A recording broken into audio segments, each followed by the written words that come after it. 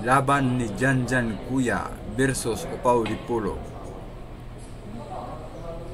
Hindi na-counter mga idol ni Janjan Kuya ang depensa ni Upaw Dipolo. Kaya na foul. So ngayon, tingnan natin ang tira 5. Tira 5 ni Upaw. Ayan. Para preparasyon sa 7. Sinukat na niya. Tingnan natin. Ayan. Nagkamali ang takbo ng pamato. Sana hindi na bumanda yun. Sana hindi na yun. Kung ako lang. Kung sa akin lang yun. Hindi ka na yun banda. Kasi pag banda yun, talagang dyan talaga pupunta. Ayan. Sige nga. Tingnan natin ang masi. Ayan. Panahon na sana ni Upaw mga idol na manalo.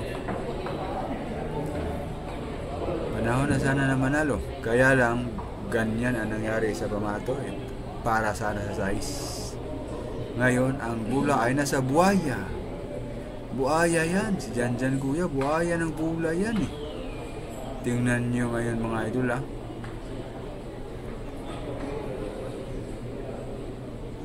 Yan, sinukat niya oh.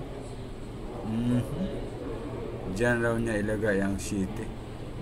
Siguro may plano naman siya sa susunod.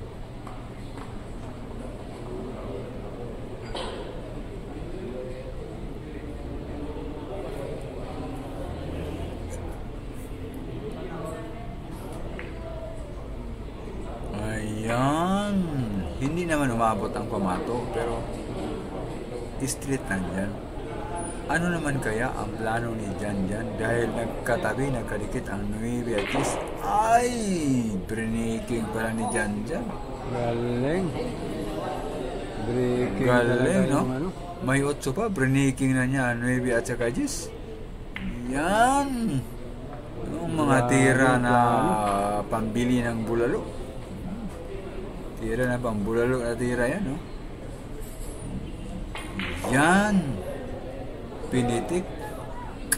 Napa-street tuloy ang pamato sa 10. Panalo na sana si Upaw, natalo pa.